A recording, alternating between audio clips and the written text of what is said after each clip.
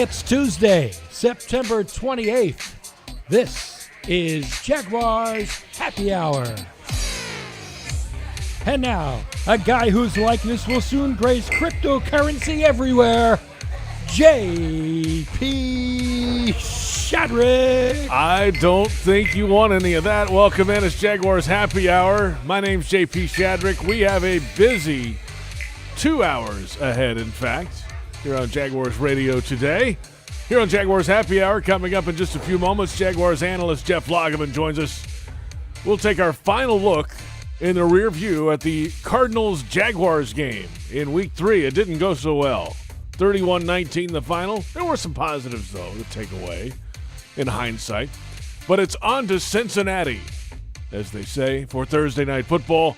The lone primetime game for the Jaguars on the schedule thus far, unless they're flexed later in the year. And then at 5 o'clock, the Urban Meyer Show on the Jaguars Radio Network will catch up with Jaguars head coach Urban Meyer ahead of his first Thursday Night Football game in a long time. Really going back to Utah. The last time he played on a Thursday night. We'll catch up with the head coach coming up.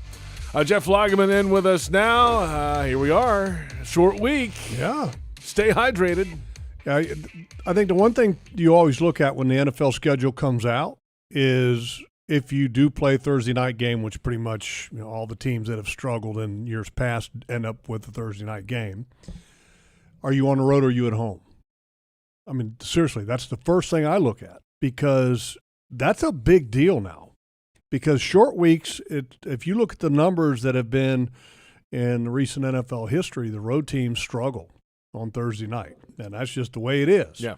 And so the Jaguars are struggling as a football team on an 18-game losing streak, going on the road on a short week. Against a team that's hot, by the way. Against a team that's playing really well. They just got done dominating the Pittsburgh Steelers, who, oh, by the way, they have a first overall pick quarterback too. So all that. And he's got a year under his belt. Well, almost a year, about 10 games, I guess. He got hurt last 10 year. weeks before he tore his ACL, MCL, which, by the way, was an absolute horrific injury. Did you see that? Yeah. Oh, yeah. Bad. That was as bad of an injury. Yeah. And when that happened, I wasn't thinking about ACL. I was literally thinking about, is this young man's career over? Because, I mean, he was folded in half. He got smoked, yeah. At the knee. High load in the game against the Washington football team. Proud of myself for getting that right. Way to go. I grew up in Washington area, so yes. I have a tendency sometimes to use the old name. It happens. So we'll get to the game coming up Thursday night a little bit later. There's plenty of time for that. Let's take a look at the biggest news of the week, though, for the Jaguars. It was not even really the result of the game Sunday. Since then, the Jaguars have traded a first-round cornerback away. C.J. Henderson headed to the Carolina Panthers in exchange for tight end Dan Arnold. The teams also traded picks. The Jags get a third-rounder, and the Panthers get a fifth-rounder from the Jags, per reports. Urban Meyer believes in the cornerback room for the Jags. I think number one is the development of Tyson Campbell. He's starting to perform at what we expect him to be. He's a very, very talented guy. You get Trey Herndon back, which you can play a nickel. And we have to improve a lot of areas of our team, and just see it might be a good fresh start for CJ. I had a great visit with his family, and I love CJ and spent a lot of time with him and his parents, and I think it's going to be good for both of us. C.J. Henderson played 10 games for the Jacksonville Jaguars. He was a 2020 first-round pick, the 9th overall selection. He had flashes. His first career game, he had an interception off Phillip Rivers. That was really the best game of his career.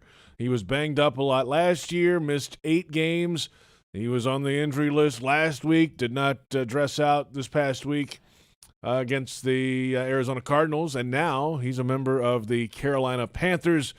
And it adds to the list of former first-round picks that are no longer with the organization or never made it to a second contract with the organization. Or haven't contributed to the organization. Yeah. And that's what hurts. I mean, the lifeblood of any franchise is your draft picks.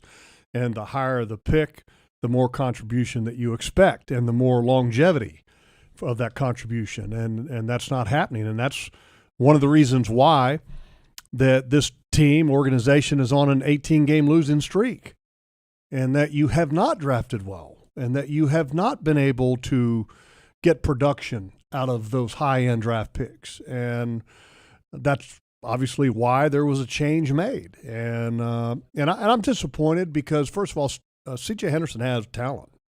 I don't think there's any questioning talent, but you can question everything else all day long. When I say question everything else, does he love ball?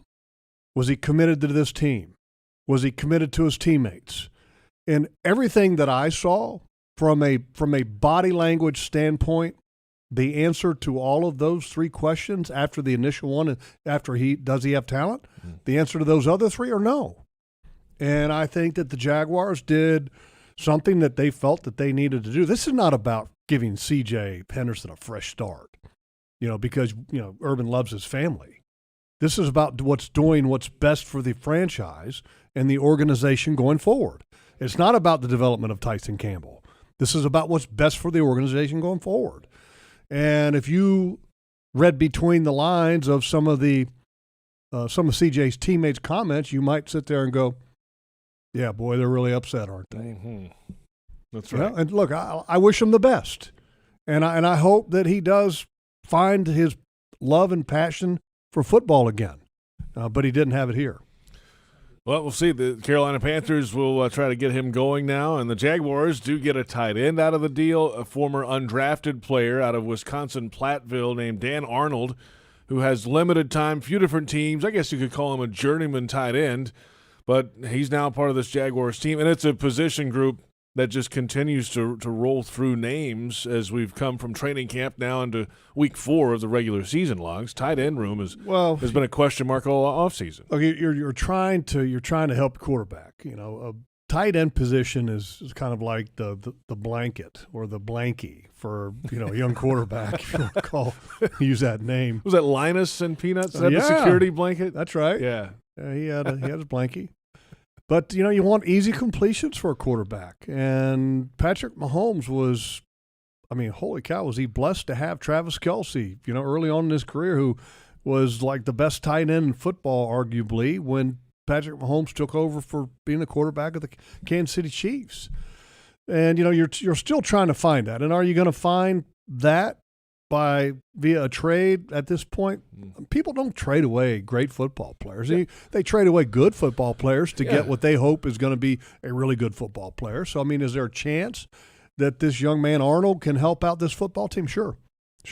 But with the injury to O'Shaughnessy, and then last week you had the drop by Jacob Hollister that resulted in an interception. God, it was a big one. You're kind of sitting there, and I think that with CJ having the groin and being inactive and all that, I think that it was time. And to go back with CJ just real quick, sure.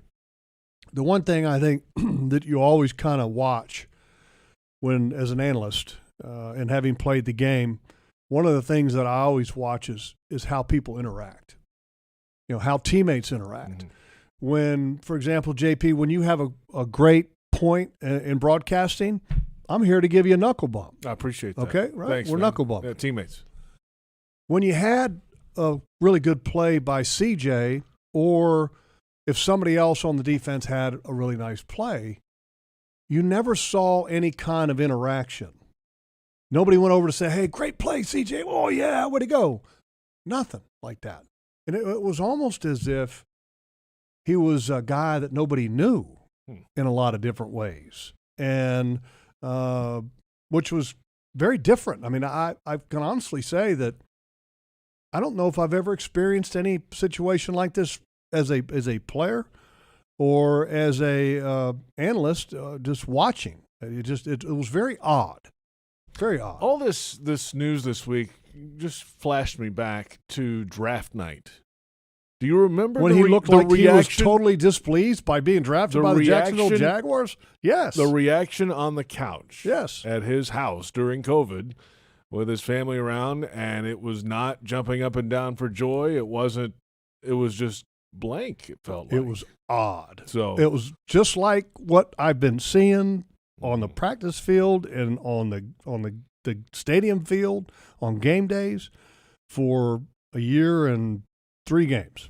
Odd. It was. So now the water is under the bridge on that one. Let's rewind one more time to the game on Sunday. The Jaguars lost to the Arizona Cardinals. 4 turnovers are bad for business, and Trevor Lawrence had a reaction after the game. Gosh, I'm sick because I feel like we should have won that game. But yeah, nothing changes. I thought we got a lot better today, and you could tell there were some sparks. We made some plays. Collectively, the defense, gosh, they played great, especially against the weapons over there that the Cardinals have. I mean, you can't ask for any more out of that. Same thing, it's just got to be more consistent. You know, that pick 6 killed us, obviously. That's all on me. Got to just be smart and eat it, throw the ball away right there. I'm trying to think what else. I mean, it's all there, though. Like you see, we're getting better, but it's frustrating because we got to finish these games. We need to win these. And last 2 weeks, I really felt like we could have won these past 2 games. So, and those are 2 good teams we played. We'll hear more from Trevor Lawrence. He spoke again today leading into this Thursday night football game. We'll hear from him coming up in just a little bit. The 4 turnovers, -3 in the turnover differential, now -8 for the season. And that tells the tale of the 0-3 Jaguars, really. That's it. I mean, everything else has been okay. The defense, I think, has been solid enough to win some games if everything else goes right. They've had some special team scores. Well, wait a minute now. Look, the defense has not been good enough to win games yet. Well, I'll say this. Otherwise, they'd win games. Well, they would win games if the offense held on to the football and scored. Well, they also would win games if they would get some they played a takeaways little themselves. better also. If I'm they with got you more on takeaways that. themselves. I mean, Right. this is a team. Yes. And as a team, unless you get better with takeaways and giveaways, okay, because that's a two-sided fence when we talk about turnover differential. It's not just, okay, JP, you're pointing fingers now. I am. Okay. I know. And that also means there's like 4 pointing back to me. Don't. Yes, that's right. Exactly right. Don't point them. Okay. The offense turned the ball over 4 times in that ball game. The defense got 1 takeaway, and guess what? That was the only takeaway they've had on the season. It was. Okay. So that's not good enough. And defensively, did they do a good job, admirable job against a very explosive offense? Absolutely. How many yards have they been giving up a game, though? A lot. Yeah, I mean, that's, Big number. so look, I mean, they can't sit there and, feel good about themselves. I mean, their work and getting back to work to try to get better continues for them too, because they've got to be a support system and a spark for a young quarterback. And if they can provide a spark, then maybe they can win. And so hopefully this defense this week finds a way to, because, they always say things kind of can come in bunches, whether it be takeaways or sacks or anything of that nature. Yeah, sure. Maybe you can find a bunch, and instead of having a bunch of grapes, you got a bunch of takeaways that you're going to eat, Oh, How you get grapes, grapes come in bunches on a vine? Yes, they do. Yeah. Last I checked. So JP, don't point fingers at one side or the other. Yeah. I mean, It's everybody's issue. It's a team thing, and look, we just heard from Trevor Lawrence, and I appreciate where he's at. He's struggling to learn, and that's part of the process. And we saw last year that Joe Burrow went through the same thing. And here's the one thing that is for certain: Joe Burrow was put in an even tougher situation, I think, because Joe Burrow didn't have an offensive line playing quite to the level that the Jaguars' offensive line is playing at right now. I mean, he did that. Got his knee in wiped. a hospital bed. Okay. He told you about that. Got his knee wiped. But I mean, the Bengals' offensive line last year was terrible. I mean, terrible. They had many, very similar to the Jaguars. They had many years of missed picks. And unfortunately, a lot of their missed picks were along the offensive line in recent Bengals history. So there's some comparisons there. All right. We've got plenty of show ahead. We're going to delve into that a little bit more. The Jaguars-Bengals matchup coming up. We're going to hear from Trevor Lawrence. You've heard of him. Jaguars quarterback. Darrell Bevel, offensive coordinator. Joe Cullen, the defensive coordinator. They all spoke today, getting ready for Thursday night football. The Jaguars on prime time this week. And season tickets, single-game tickets, and group tickets are still available. You could be a part of the new era of Jaguars football and own it. Visit jaguars.com/tickets or call 904-633-2000. We're off and running. It's Jaguars Happy Hour on the Jaguars Digital Network.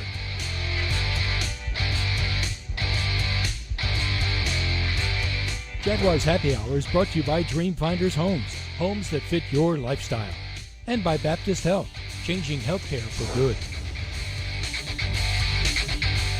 Hi, I'm Tito Beverage, founder and master distiller at Titos Handmade Vodka. In 1997, we became the first micro distillery in the state of Texas, and we're still making the same smooth stuff after all these years. We're still cooking in a pot still, working with our dogs by our sides, having fun and tasting batches, and I'm still wearing the same hat, even after all these years. Head over to TitosVodka.com to learn more about what else we're doing the same. Cheers. 80 proof Tito's Handmade Vodka, distilled and bottled in Austin, Texas. TitosVodka.com. Your family isn't like anyone else's. Your home shouldn't be either. At Dreamfinders Homes, you can build the home of your dreams in one of their 30-plus communities in Northeast Florida. Choose from luxury single-family homes or maintenance-free townhomes from the 200s. Dreamfinders specializes in homes built to fit your lifestyle. To find out more, call 904-738-0165 or visit dreamfindershomes.com. Hey Jaguars fans, it's always game on with Dunkin's $2 medium hot or iced coffee Tuesdays for rewards members. The NFL season is more than just what happens on game day. That's why Dunkin' wants to get you through the game week too. During football season, the best call is always Dunkin'. Whether it's the morning after a late night game or getting hyped for the week to come, pick up a cup of your favorite coffee and tackle the day with Dunkin'. Join today and order ahead of the Dunkin' app. Jacksonville Jaguars run on Dunkin'. Exclusions apply. Participation may vary. Limit 1 per week. So, it's happy hour. Let's talk whiskey options. Have you tried Citrus Distillers? Have you tried Citrus Distillers Limited Edition 2021 Barrel-Aged Jaguar Whiskey? Did you know it's only available for a limited time and manufactured in Jacksonville? Yes, Jacksonville. I said local whiskey. Try it on the rocks or in a Jack's Whiskey Sour. Citrus Distillers Jaguars Whiskey is available at local liquor stores, restaurants, and the Jaguar Stadium. Drink local, Jacksonville. Find recipes and events at jaguarswhiskey.com. This is Ice-T, Stone Cold Steve Austin, and Matty Ice. This is a cold call. I convinced NFL teams to turn to cold water washing with Tide. The NFL, your uniforms get dirty. Tide can handle it, even in cold. Plus, if fans join in, they can save up to $150 on their energy bill. Looks like you just made the team, rookie. Turn to cold with Tide. And that's the bottom line. It's got to be Tide. Energy savings based on average when switching from hot to cold and non-HE machines. In America, the future belongs to everyone. So we built the trucks of the future for everyone. Ford F-Series, America's best-selling trucks for 44 years straight. Built for performance and capability on and off-road. Because the trucks of the future aren't built for a few. They're built for America. Ford F-Series. Drive one today. Based on 1977 to 2020 calendar year total sales. Mike Dempsey and Fat Tony. Jaguars Today. All Jaguars, all NFL, all the time. 10 to noon weekdays on 1010XL.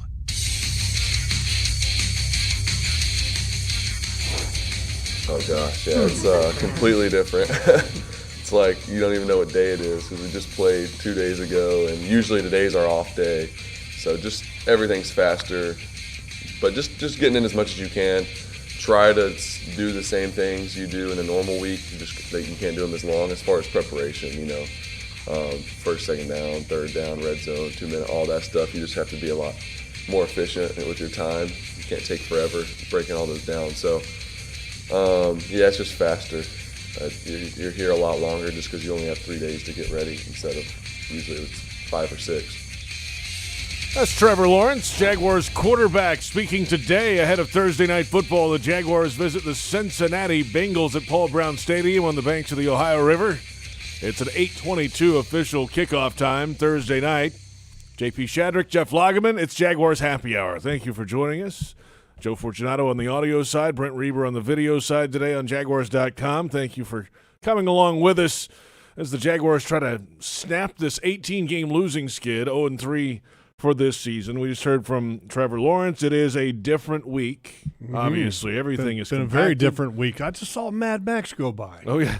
The Road Warrior. It's I don't know what was going on. There's a lot happening different here. week. But it's one of those where everything is compacted. They were on the field last night for a walkthrough. I think they're on right now as we speak at about 20 minutes after 4 o'clock with another.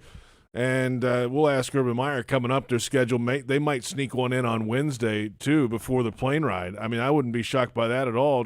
But you can't have a full practice on a short week. You just can't do it. Well, it's hard. After a Sunday game. It's hard because I can tell you physically, Monday's not the day that you feel the worst. It's typically Tuesday. Well, what's Tuesday? Tuesday's 2 days before you're getting ready to play a game, right? And so typically you shut it down 2 days before a game to allow the body to recover. So you're shutting it down to help the body recover, but then you're also wanting to shut it down to get ready for the game that's coming up. So that's why the short week is so challenging from a physical standpoint. And so what teams typically do and what you can expect is that teams will be who they are. So in other words, the old saying is, we are who they thought they were. Something like that, right? You've heard that They saying? are who we thought they were, yes. Yeah, exactly. Okay? That's right. And why I say that is because you don't have this great opportunity to work on an extensive game plan. So you're going to go back to the meat and potatoes and the fundamentals of your game plan and of what you are as a football team. And that's good.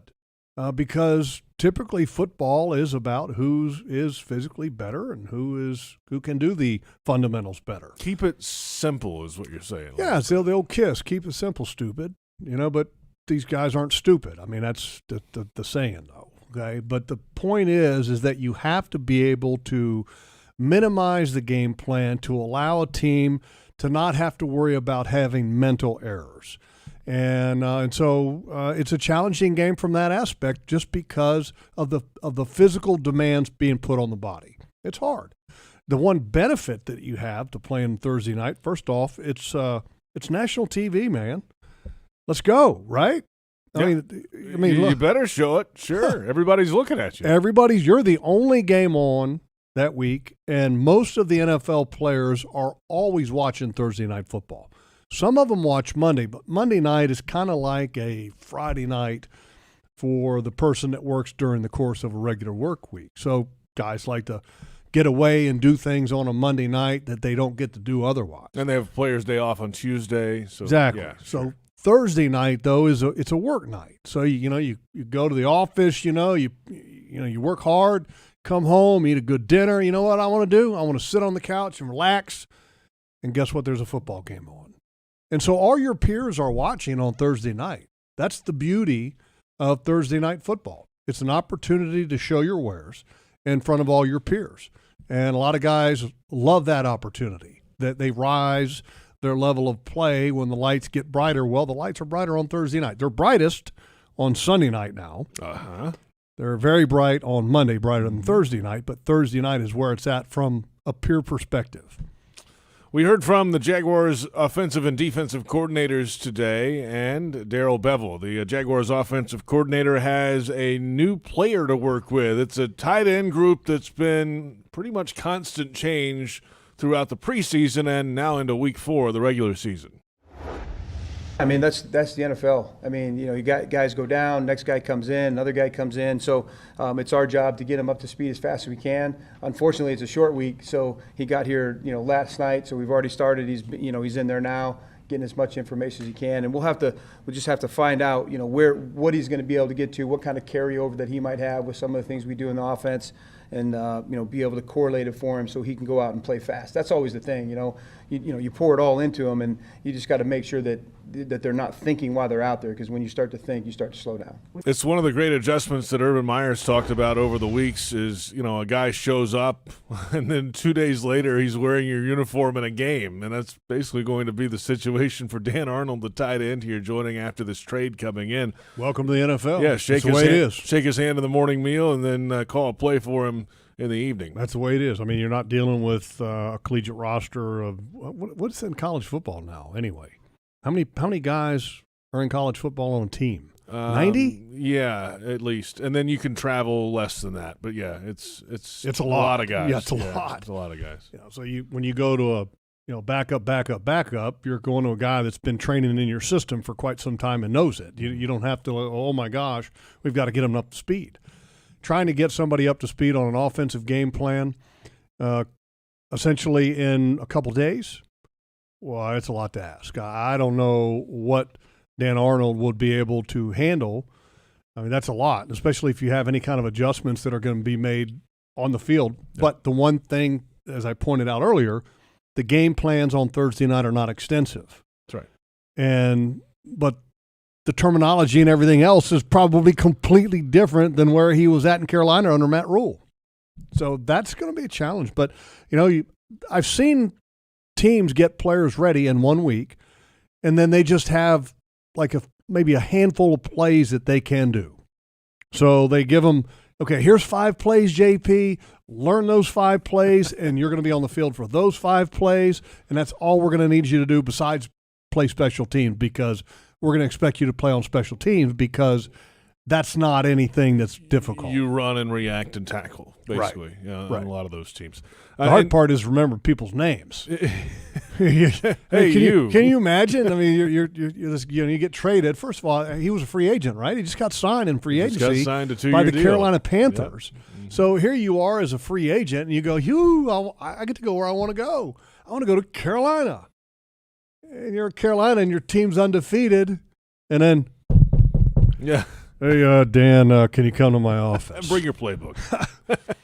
We're trading you to the team that you talked to in free agency, but you didn't want to go to them, and they don't have a win yet. But we got to do what's best for the team. We appreciate your efforts, and good luck to you. Yeah, see you down the line. Yeah, that's tough. But hey, he's here now, and it's a room that James O'Shaughnessy's out for a number of weeks with a high ankle issue, and then Chris Manhertz signed in really as a blocking option, though he doesn't want to hear that. He's a tight end, he says. But he's got one catch. It's what it is, right? He's got one catch. So that's kind of the state. They have Luke Farrell, the young guy, also making a couple catches, but that's where they are right now. I like the job that Farrell has done. I do. I think he's going to be okay.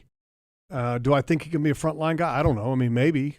But I expect him to be a really good second type of tight end. He's got the size to be able to be an inline guy, but he also has some pretty good speed.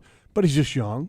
He's just young. So, but that's a group that, you'd like to see it vastly improved. And the old saying is you can't fix everything in an offseason in the NFL. And that was the one position group that wasn't able to be fixed. The one thing I think maybe that you'd like to have done, maybe kept a guy that you had here to see what he would have been able to do.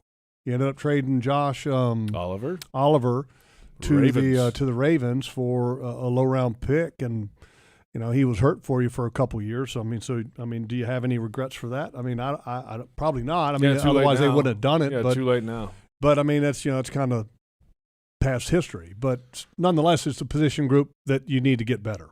Let's hear from Joe Cullen now, Jaguars defensive coordinator. The Jaguars entering Week 4 are 17th in the league in rushing defense overall per game average. Per rushing play, they're 7th in the NFL. 3.4 yards allowed per rushing play. That's a pretty good number, at least early in the season. This week, a challenge against Joe Mixon in the running game, the running back for the Cincinnati Bengals. He is second in the league in rushing attempts, second in the league in rushing yardage, and Joe Cullen on the run defense this week. Well, I always said this, when I was a defensive lineman playing and you gave up 20 yards, but you gave up 400 throwing, you felt like you did pretty good. Well, on the other hand, if you gave up 400-yard rushing, the whole place just felt like they got their hearts ripped out. So it always starts with that, and you always give yourself a chance to make a team one-dimensional. But I tell you, we're going to have our hands full. He's as good a back as there is in the league. I played him, last 5 years, played him twice in the same division. So when he's steamrolling and going, he's as good as they get. We're going to have to gang tackle him. He can get the ball on the perimeter. He can slash. He can cut back. He's not a one-cut guy, but he gets downhill. He lowers his shoulders, and he can run you over. So we're going to have to get population to the football on him. If anybody would know, it'd be Joe Cullen in the division. He was with the Ravens, of course, the last few years as the defensive line coach. Joe Mixon as part of a balanced attack for Cincinnati. But when they get him rolling, look out. They can be dangerous. Well, he he's a really good back when he gets rolling. And sometimes he doesn't get rolling. That's the one thing about Mixon. He can be hot, he can be cold. This year he's been hot.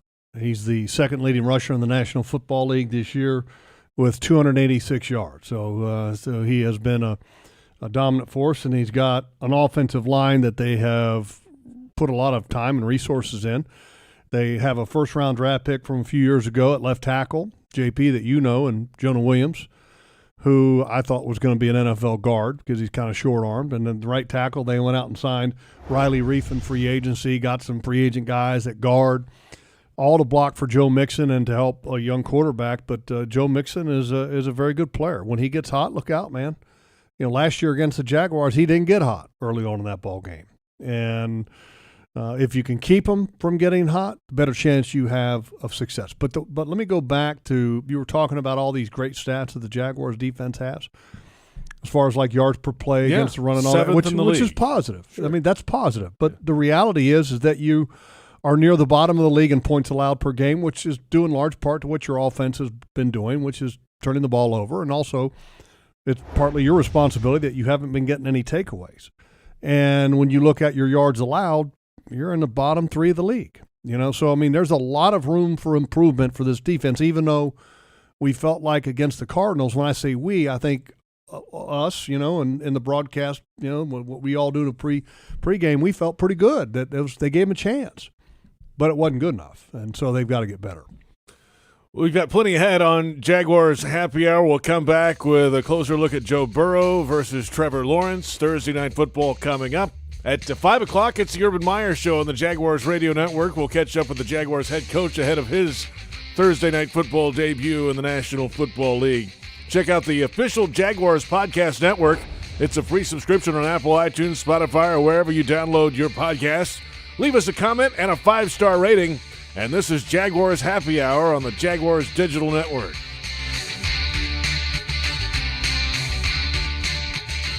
Jaguars Happy Hour is brought to you by TIAA Bank. Turn potential into progress. And by Publix, where shopping is a pleasure. Hi, I'm Tito Beveridge, founder and master distiller at Titos Handmade Vodka. In 1997, we became the first micro distillery in the state of Texas, and we're still making the same smooth stuff after all these years. We're still cooking in a pot still, working with our dogs by our sides, having fun and tasting batches, and I'm still wearing the same hat even after all these years. Head over to TitosVodka.com to learn more about what else we're doing the same. Cheers. 80 proof Tito's Handmade Vodka, distilled and bottled in Austin, Texas. TitosVodka.com. Hi folks, Frank Frangie here to tell you where to find the most authentic Southern Pit barbecue in all of Jacksonville. That's right, Bono's. For 72 years, Bono's has been smoking real pit barbecue right here on the First Coast. Smoked for hours, served in minutes, and always cut to order. You can find Bono's locations all around town and on game day at TIAA Bank Field. Bono's is the official barbecue of the Jacksonville Jaguars. If you want great barbecue, head to Bono's today. If you don't see a pit, it ain't legit. The Land Rover Defender story began with the simple thought of creating an exceptionally capable off-road vehicle, becoming the go-anywhere, do-anything all-terrain machine. Today, there's a new Land Rover Defender, the toughest and most advanced Land Rover vehicle ever. From the beginning, Land Rover knew the new Defender was capable of great things. Motor Trend's 2021 SUV of the Year is just the latest example. Test drive the new Land Rover Defender today at Land Rover Jacksonville on Atlantic Boulevard, or go to LandRoverJacksonville.com. Land Rover, above and beyond. Headquartered right here in Jacksonville, CSI Companies is one of the fastest growing workforce solutions companies in the nation. As a proud partner of your Jacksonville Jaguars, CSI has the resources necessary to scale with any enterprise, yet they are small enough to maintain the agility, personal service, and remarkable experience they've become known for over the past 3 decades. This is your workforce and your business reimagined. Visit CSICompanies.com to learn more. Jaguars fans, here's a great way to pay with pride wherever you go. Exclusively from TIAA Bank, the Jacksonville Jaguars Visa debit card comes with a fierce look and fantastic features, along with the convenience to make purchases online or at millions of locations worldwide. And it's yours, free, when you open a Yield Pledge checking account. Order yours today. Visit TIAABank.com/JagsCard. TIAA Bank is a division of TIAA, FSB, member FDIC, and the official bank of the Jacksonville Jaguars. This is Ice-T, Stone Cold Steve Austin, and Matty Ice. This is a cold call. I convinced NFL teams to turn to cold water washing with Tide. The NFL, your uniforms get dirty. Tide can handle it, even in cold. Plus, if fans join in, they can save up to $150 on their energy bill. Looks like you just made the team, rookie. Turn to cold with Tide. And that's the bottom line. It's got to be Tide. Energy savings based on average when switching from hot to cold and non-HE machines. When Jaguars news breaks, you'll hear about it first on 1010XL, home of the Jacksonville Jaguars.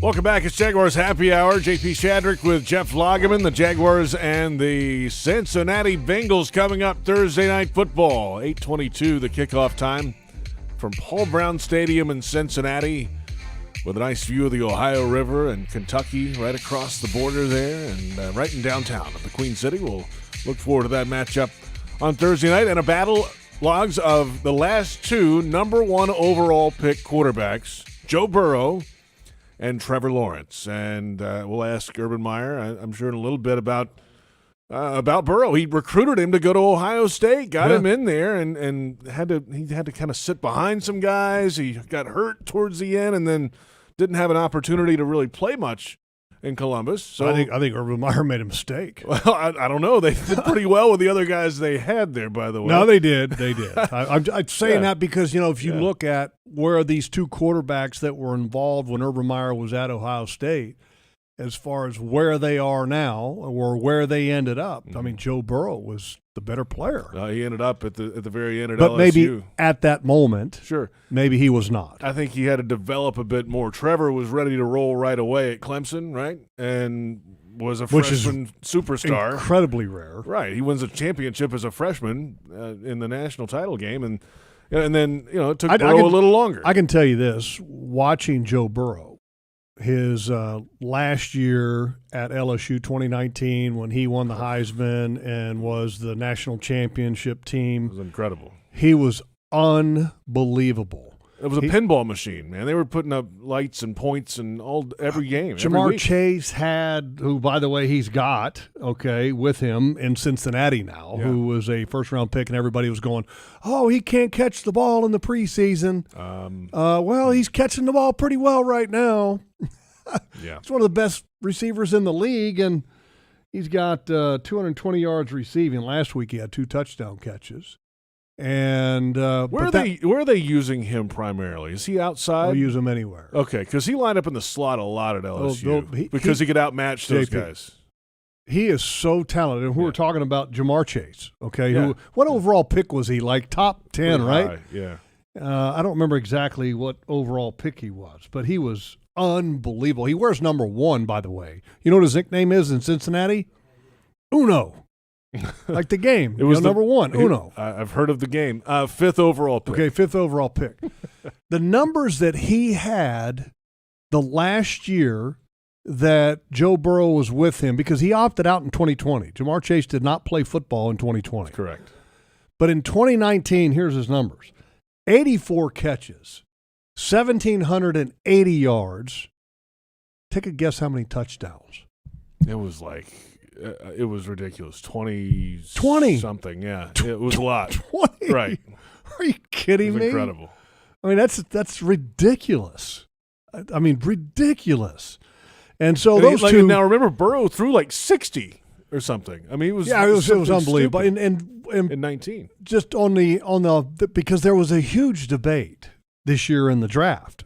Should the Bengals pick the offensive tackle that the Detroit Lions, Penei Sewell, should they pick him before Jamar Chase to protect Joe Burrow, who, by the way, just tore his ACL, MCL, and the Bengals, who had drafted some wide receivers in recent history and had a pretty good have a pretty good receiving core without Jamar Chase, decided to go ahead and draft the wide receiver and to address their offensive line in different ways. And the reason why, you just go back and look at the chemistry that these two guys had in 2019, and you go, I think probably as a general manager, owner of the team with the Cincinnati Bengals, you're just sitting there having visions of what Joe, and Jamar looked like in 2019. And you're going, if they can do that in a Bengals uniform, that's what we need. And right out of the gate, they have looked like they're picking up where they left off chemistry-wise. Yeah, they're doing some things pretty well, obviously. By the way, impressive that you've got a quarterback who tore his knee last year playing really well right now. I mean, he's playing much better than he did last year where he struggled. He's been good, though. I mean, look at his rating. I mean, last week's rating was ridiculously good, 122.9 against Pittsburgh, and Pittsburgh's struggling, I get it. But this year, 71% completion percentage. Oof.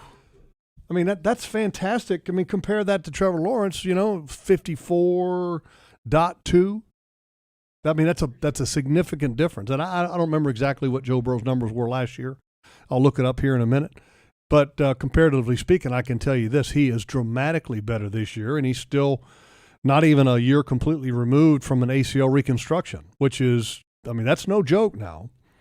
I mean, that's a lot for a young guy to go through. And it was his forward leg, which a lot of quarterbacks, when they go through an injury on that left leg, that's their forward foot. Yeah. They're kind of hesitant to stick it out there because they know that that's exposed a little bit. Trevor Lawrence this past week, as we've obviously talked to death the last 2 days, had 4 giveaways, 2 interceptions, 2 fumbles lost in the final 2 drives of the game. Those fumbles came away. A couple of them were freak plays, though. I mean, one of them, the first interception should have been caught, tipped over the middle. Jacob Hollister should have caught it. Intercepted. Yes. The second one was, you don't throw that ball, you throw it away. Well, wait a minute. Right? Let's kind of go through that play. First of all, we had this, what was termed a whirlybird by the left guard. Mm-hmm. So anyway, they turned J.J. Watt loose on the play. And the left guard on the play, which we all know is Andrew Norwell, does this little spin around thing, and you see that sometimes on a bootleg. And I wanted to address this because I know a lot of people have been talking about it.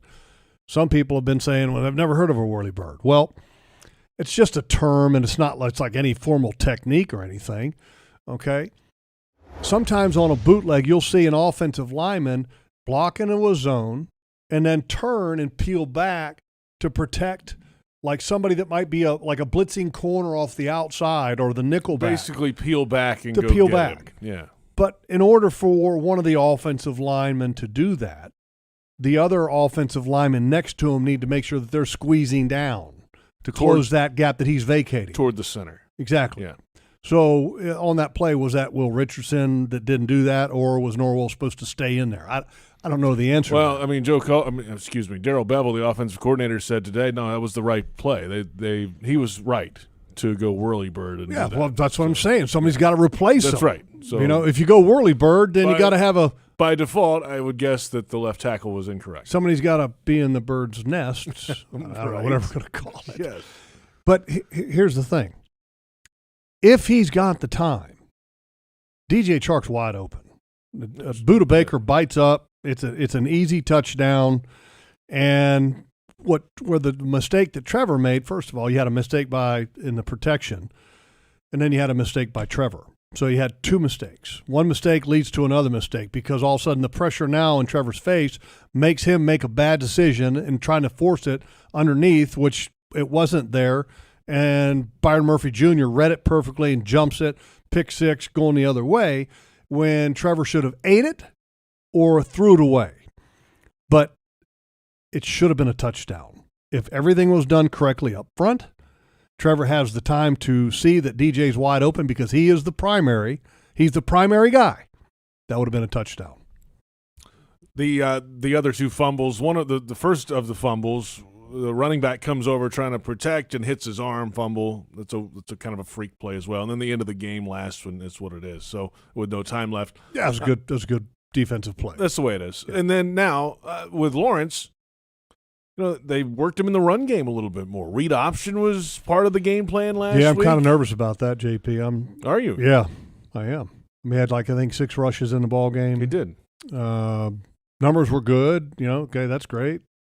But he does. You know, we watch all these TV games, and you see Baltimore, and you see these other teams that have running style quarterbacks, and those guys run. I mean, that is a different type of running than what we saw from Lawrence. And Lawrence is agile and able to get out there. He's capable. It's different, though.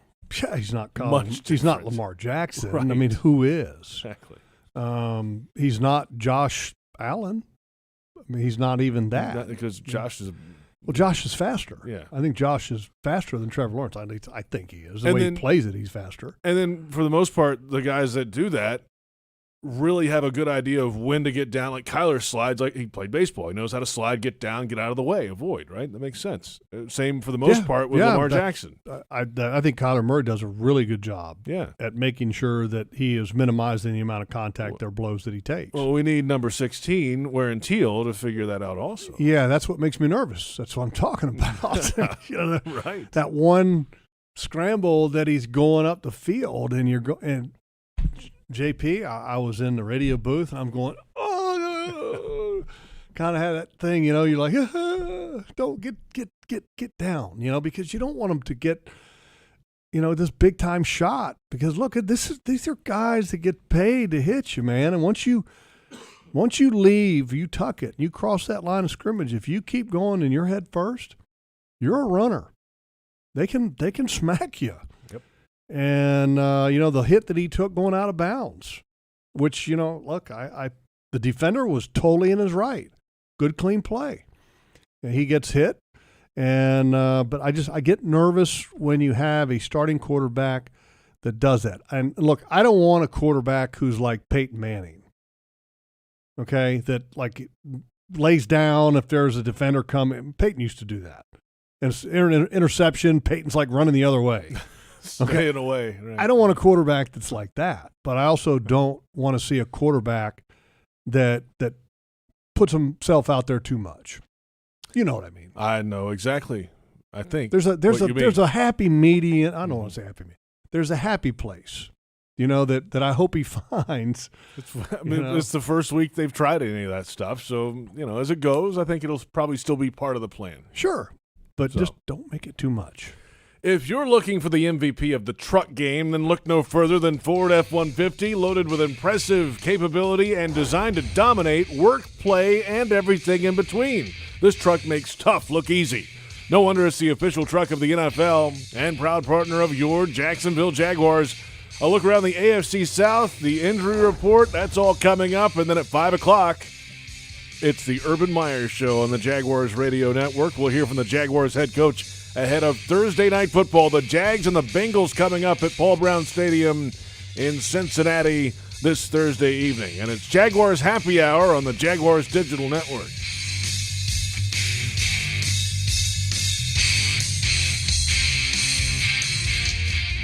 Hi, I'm Tito Beverage, founder and master distiller at Titos Handmade Vodka. In 1997, we became the first micro distillery in the state of Texas, and we're still making the same smooth stuff after all these years. We're still cooking in a pot still, working with our dogs by our sides, having fun and tasting batches, and I'm still wearing the same hat, even after all these years. Head over to TitosVodka.com to learn more about what else we're doing the same. Cheers. 80 proof Tito's Handmade Vodka, distilled and bottled in Austin, Texas. TitosVodka.com. Your family isn't like anyone else's. Your home shouldn't be either. At Dreamfinders Homes, you can build the home of your dreams in one of their 30-plus communities in Northeast Florida. Choose from luxury single-family homes or maintenance-free townhomes from the 200s. Dreamfinders specializes in homes built to fit your lifestyle. To find out more, call 904-738-0165 or visit dreamfindershomes.com. If something's been hurting, aching, or bothering you, don't ignore it any longer. It's time to take care of your health again. It's time to make an appointment with a Baptist Health primary care doctor or specialist. Call 904-202-4U to schedule a virtual visit or see a doctor in person at a Baptist Health location. The time for better health is here. Call 904-202-4YOU or visit getbetterjacks.com.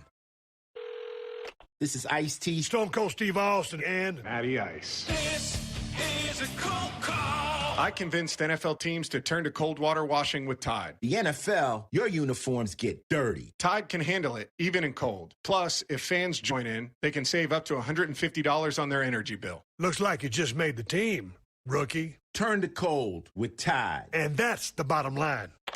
It's got to be Tide. Energy savings based on average when switching from hot to cold and non-HE machines. In America, the future belongs to everyone. So we built the trucks of the future for everyone. Ford F-Series, America's best-selling trucks for 44 years straight. Built for performance and capability on and off-road. Because the trucks of the future aren't built for a few. They're built for America. Ford F-Series. Drive one today. Based on 1977 to 2020 calendar year total sales. Hard Rock Sportsbook is coming to Florida. Join the Seminole Tribe of Florida and Hard Rock for safe, trusted, and completely legal sports betting. Go to hardrocksportsbook.com to get all the latest details leading up to launch. Play remotely from anywhere in Florida, including on your phone or computer or in person at Seminole Casinos. Want great promotions like free bets, odds boosts, and bonuses? Hard Rock Sportsbook will have all your favorite bets and promotions. Hard Rock Sportsbook, the best place to be a Jaguars fan. Coming soon. Must be at least 21 and physically present in Florida to wager. Concerned about gambling? Please call 1-800-522-4700. Jacksonville Sports Talk for Jacksonville sports fans. 1010XL, home of the Jacksonville Jaguars. Welcome back to Jaguars Happy Hour. Veterans, choose VA for the benefits you've earned. Visit choose.va.gov. JP Shadrick with Jeff Lageman. Jaguars Happy Hour rolling along on this Tuesday afternoon. Ahead of Thursday night football, the Jaguars in front of a national audience Thursday night, 8:22 the kickoff time from Paul Brown Stadium, Cincinnati. The Jags at 0-3, and they've dropped 18 straight, trying to snap that skid on the road against a surging Cincinnati Bengals team that's now 2-1, and they destroyed Pittsburgh on Sunday. They're and hot. Scored a ton of points against the Vikings. Oof. And came down to a wire and had a young kicker make a modest field goal to get the W. I mean, the Bengals fans are going to be ecstatic. Yeah, it's their coming out party, on really. Thursday night. I mean, really is. It can be. I mean, that's what they think it could be. They've struggled for years, and they have the first overall pick in the draft from last year, and he's got weapons, and they're 2-1. It's at home. It's an outdoor stadium. People are going to be fired up. It's going to be, I think night football games are always a great environment. Mm-hmm. That takes you back to Friday night under the lights. But in the NFL, anytime you have a night game, I think it's top notch. You know what's better than all that is to go wreck all that as the visiting team, go in there and just ruin everybody's night. I just literally got done. While we're here, I write out my stuff for Jaguars.com, Johnny Osher, what the experts think. That's correct, yes. It's a feature that runs on Saturdays on the website. Okay. And basically everybody, from myself and Baselli and Brent Martineau and Frank Frangie and Rick Ballou and Ashlyn Sullivan, JP Shadrick, on down the line, and I probably missed some people. It's called Final Analysis is what it's called. Yeah. And you got to write what you think is could happen or might happen, or how do the Jaguars win, how do the Bengals win, what you see happening in the game. And I said at the very end that the Jaguars must dominate the turnover battle to get a win against a team that is going to have a fan embrace when they are coming back home after beating the great Pittsburgh Steelers at their place. Mm-hmm. I mean, that's a big deal for Bengals rivalry. Fans. There's no doubt. It's the Steelers who've been kicking their rear ends for a long time. And it's a nasty rivalry on the field, too. A bunch of penalties in that game Sunday, and they survived and won. The way it should be in the division. That's right. The way it should be. So, yeah, you got to win the turnover battle. If you go there and you turn the ball over and you don't get takeaways, you don't have a chance. Time now for the injury report presented by Baptist Health, changing healthcare for good. We take a look at Monday's list. Trey Herndon is on there still, but he was full on Monday with that knee issue seemingly past him now. That's good news. Roy Robertson-Harris with an ankle injury, limited Monday. Cam Robinson, the shoulder issue, limited. Andrew Norwell with an ankle issue, limited. Now, the team held a walkthrough Monday. This was an estimation if the team had a full practice. This is normally the way they go about it on a short week, the estimation injury report. Nothing yet on a Tuesday because the team, as far as we know, is on in the indoor going through a walkthrough now. So they'll have the update later. Yeah. By the way, just on one of the guys that was on that injury report, Cam Robinson. Yes. Got hurt in the game and had his right arm kind of hanging down, looked like it was a dead arm, and they have him down as a shoulder. I got to say, he played a really strong game. I mean, a really strong game. He going against Chandler Jones, who I think is one of the best pass rushers in the National Football League. I think he's one of the top 3. He's been hurt recently, but if you look at his numbers, comparatively speaking, I mean, I think the only guy that he has a less sacks per game number than is Reggie White, which is the NFL's all-time leader in sacks per game. I mean, that's how good Chandler Jones is, and Cam did a really good job, and he actually had a couple moments that were a little what I would call Baselli-esque. Oh, really? Oh, would you really? You might be wondering, well, what did that look like? We buried the lead. Are you like what? Okay, Baselli on and I go back to the first game that he ever started. Okay. Green Bay Packers here. Okay. Sean Jones, great player. Great player. I mean, Sean Jones would be one of the dominant pass rushers in the league. Yeah. Tony's hands lived in Sean Jones's face. Just all day. I mean, face washing him all day. I mean, total face massage, and they didn't call it. And Tony was just, I guarantee you Sean Jones had a really sore neck after that game. I bet. Okay.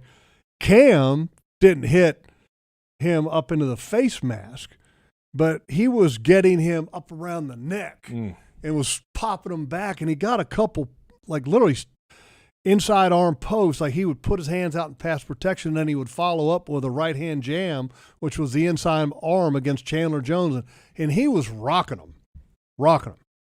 That was the best football game I've seen Cam Robinson play yet. So, and look, I'm one to give credit where credit is due. That was the best football game Cam Robinson had yet in his career. And he wasn't perfect. Yeah, sure. Because you probably remember a moment where he swam around, Chandler Jones swam around Cam to get a play in the backfield. So it wasn't perfect, but, man, it was a really good performance by him against a really good player. Legal sports betting is coming to Florida soon. Go to hardrocksportsbook.com for the latest details leading up to launch. You must be 21 and physically present in Florida to wager.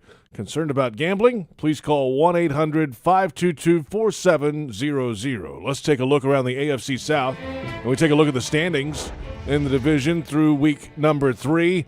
The Titans now at 2-1, 1-0 in the division. They got the win over the Colts, 25-16. Guess who went over 100 yards again on the ground? Derrick Henry. Derrick Henry. Shocker. And now Houston He's at 1-2. pretty good, isn't he? He's very good. Houston 1-2, and they've got a division win over the Jags. The Jags and the Colts both at 0-3. Carson Wentz. With 2 bad ankles, by the way, played in that game for the Colts. He ain't the answer. What is the answer? Not Carson Wentz. I mean, the guy a couple years ago was one of the most exciting young quarterbacks in the National Football League, and he's lost his mojo. And he hasn't found it in Indianapolis with Frank Reich, I can tell you that. It had to be when he injured that knee, right, in Philadelphia. That's when it all changed. That's when Foles came in and the Eagles' fortunes changed that year and all that. The Super Bowl, he's never been the same since. No, he hadn't. And I hope he doesn't become, what they expected him to come this year. I mean, look, he's in the division, so I'm not rooting for him. Yeah. Sorry. That's the way it works. I just hope that they stick with him all year and he doesn't find his mojo. It's – Look, the Colts don't have a whole lot of options, though. I mean, what do they give up for Carson Wentz? Do you remember? I don't off the top of my head. I can try to find real quick. Too much. Yeah, it's a lot. I mean, because they thought he was kind of the missing piece up there. Yeah, they did. The defense was good and all that. 2 draft picks to the Eagles, 2021 third-rounder, and a conditional second-rounder. Isn't it funny how coaches sometimes think that they can fix it? Oh, we got it. We got this guy. We can fix them. They don't know what they're doing. Yeah. We can fix it. Coaching, we're going to fix them. So the Jaguars get the Bengals coming up Thursday night. Coming up next, it's Jaguars Radio Network coverage. We'll hear from Jaguars head coach Urban Meyer. It's the Urban Meyer Show on the Jaguars Radio Network coming up. This has been Jaguars Happy Hour on the Jaguars Digital Network.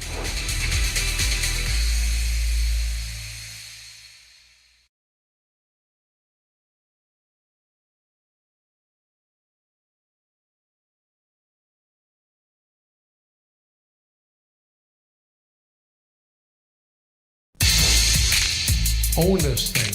It's ours. Come on, let's go. Duval County in 904. Let's own this stadium.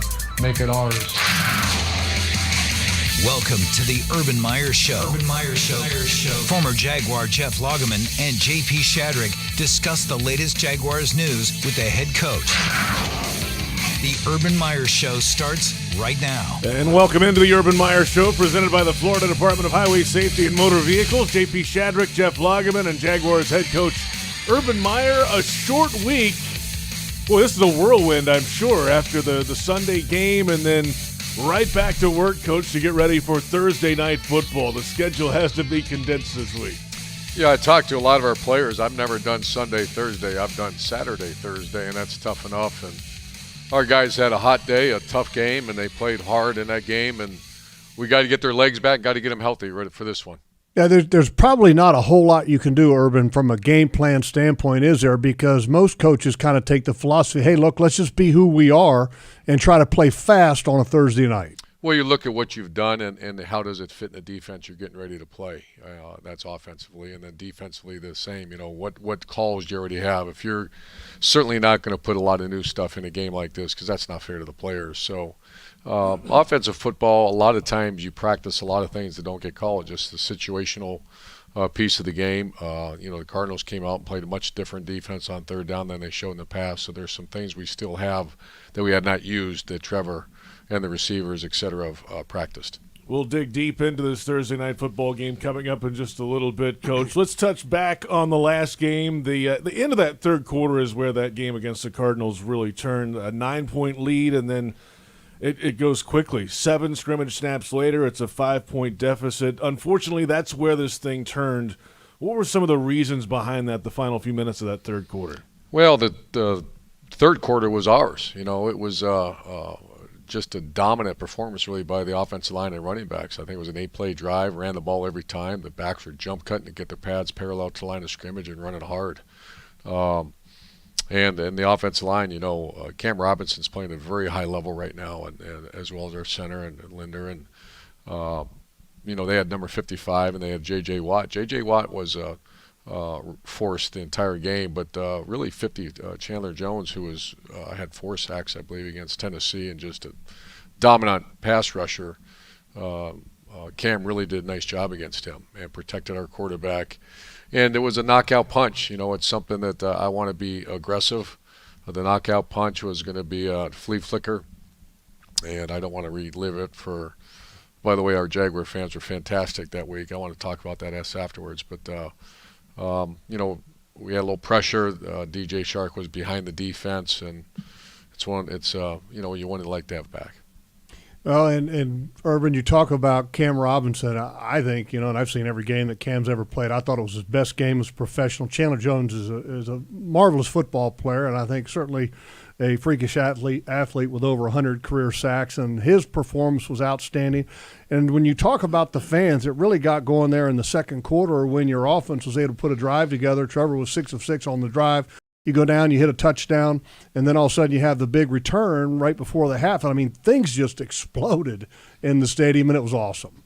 Well, the coach of the Cardinals, I knew him from the college ranks, Kingsbury, and we didn't know each other well, but he made a comment to me. I actually called him after the game, and he says, we've been there before, but our players, myself, our staff, the atmosphere in the bank and the crowd and the electricity and the players playing as hard as they were, he said, they almost took them by storm, and it did. If we take care of the football and score on that drive, that would have been probably a different outcome. But regardless, this is a build. We're building a good team. We're building, hopefully we're building a culture that the 904 is very proud of. I know one thing, as far as effort, they laid it on the field for everybody. And my gosh, that 109-yard kickoff or a field goal return, 14 points within 10 seconds. And then come out with an eight-play drive, and slam it right at, one of the better defenses out there. There's some good stuff coming. I thought it was interesting. You have an opportunity, the opponent did, to kick a 68-yard field goal, and you sent out Jamal Agnew to line up deep in the end zone, and he has the return. I thought it was interesting, the decision to do that, because you have a coverage unit which basically consists of 6 offensive linemen, 2 tight ends, and a long snapper and 2 specialists, which is not exactly the optimum coverage unit. Do you guys work on a return in that situation as far as, okay, we're going to go wall left or we're going to go wall right, or do you have a plan in place, or is it, hey, just try to get a block? No. It's a wall return. It's something that, if you remember, Alabama lost to Auburn in the kick 6 or whatever. And I remember after so much of the coaching world is reactionary to what happens. To say that we've worked on that before that, not really. But I think everybody from that point forward, from the field goal block unit, working the return to what you just mentioned, you have a bunch of players on there who never tackled anyone. When I was in college, I put some defensive ends, started putting them at this wing. And we do that once in a while here, certainly on the long field goal, because, I got a feeling Norwell's not going to do very well in open field tackling. And so we just have to, that was a situation that came up. We were prepared. Nick Sorensen, our special teams coordinator, and obviously the efforts. Malcolm Brown knocked a guy, made a great effort. Really, the whole unit made a great effort. Yeah, it was really good. Do you learn something from that, from the other perspective, that say, hey, look, if we're ever in the position at the end of the half or maybe at some critical point of the game, we're going to try a long field goal, that maybe we change some of the people that are in the field goal protection unit to maybe get a little bit better coverage for a long field goal if it ends up short. Yeah, that's a tricky thing, because obviously those are the low trajectory kicks too, so you have to be firm. That's one of those tough situations that you talk through, you walk through, and you practice it. But that's not an easy situation to be in. I never seen a guy line up for a 68-yarder, and I remember looking out there and I looked at Nick, because I knew he had a good leg, and they said at 63 yards he was just smashing them in pregame. So they thought, they were worried, and obviously you saw a team win by a 66-yard field goal, I believe. But isn't that crazy when you think 68 yards on the other side of the 50? That's incredible. 66 long enough, and then all of a sudden 68. They even gave it a shot, but it worked out in the Jaguars' favor. Let's come back in a moment. Plenty ahead. Some transactions this week for the Jaguars, and Jaguars Game Day broadcasts are presented by ViStar Credit Union. This is the Urban Meyer Show on the Jaguars Radio Network.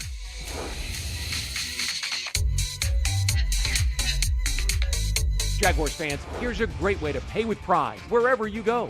Exclusively from TIAA Bank, the Jacksonville Jaguars Visa debit card comes with a fierce look and fantastic features, along with the convenience to make purchases online or at millions of locations worldwide. And it's yours, free, when you open a Yield Pledge checking account.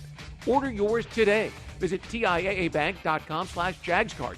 TIAA Bank is a division of TIAA, FSB, member FDIC, and the official bank of the Jacksonville Jaguars. We paid how much for those lessons? Shh, she's doing great. Oh yeah, totally. Can you pass me a Pepsi Zero Sugar? Great job, honey! Oh, look at that. That's not the end. No way. Now it's time for the encore. You know what? You're right. 5 times? Not enough times. For everyone who traded in rock concerts for their kids' recitals, you've compromised enough. Pepsi Zero Sugar. That's what I like. This is Ice-T, Stone Cold Steve Austin, and Matty Ice. This is a cold call. I convinced NFL teams to turn to cold water washing with Tide. The NFL, your uniforms get dirty. Tide can handle it, even in cold. Plus, if fans join in, they can save up to $150 on their energy bill. Looks like you just made the team, rookie. Turn to cold with Tide. And that's the bottom line. It's got to be Tide. Energy savings based on average when switching from hot to cold and non-HE machines. In America, the future belongs to everyone. So we built the trucks of the future for everyone. Ford F-Series, America's best-selling trucks for 44 years straight. Built for performance and capability on and off-road. Because the trucks of the future aren't built for a few. They're built for America. Ford F-Series. Drive one today. Based on 1977 to 2020 calendar year total sales.